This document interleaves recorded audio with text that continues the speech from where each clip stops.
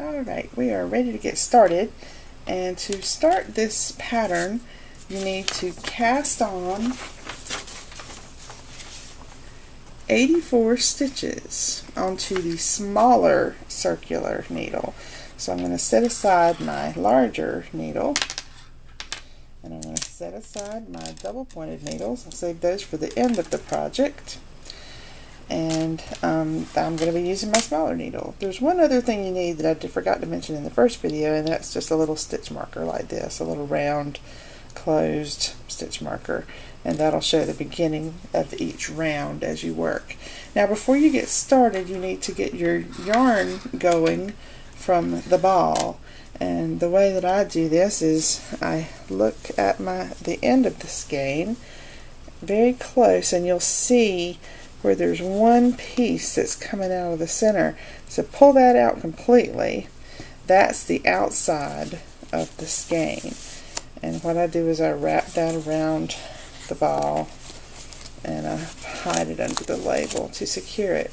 And then I put fingers in either end until they meet. I can feel the very center of the ball, and then I'll pull out this little loose section, and that is where the yarn starts. So I pull all that out. Some people like to call that yarn barf. So I'll just set that there and work through until I find the very beginning. It only takes a couple minutes, and there it is. There's the beginning. So I'm going to pull that loose and set that over there. We'll work through that pretty quickly. So here is the very end in the center of the skein. Now I'm not going to have to worry about my ball of yarn flopping around all over the place. I'll be able to work from the center. Now I'm going to be casting on 84 stitches since I'm making the lady's hat. So I like to do the long tail cast on. I'm going to pull out about 3 feet, and then I'm going to pull out about another 2 feet just to make sure I have enough. So I pulled out about 5 feet of yarn just to make sure.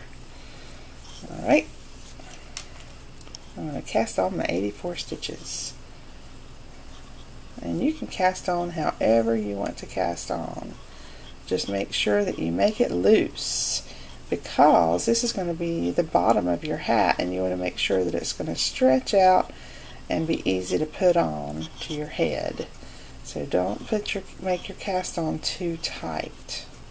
It needs to be nice and loose and comfy so it'll stretch out. If you think about it, every time you've ever worn a knitted hat, if you buy a hat in the store, you stretch out that bottom part a lot to put it on. So you want to make sure this is going to stretch just like that. So it'll be just like any old standard hat. So I'm going to keep casting on my 84 stitches, and I will see you again in the next video when we'll be finishing up the casting on and ready to start the first round.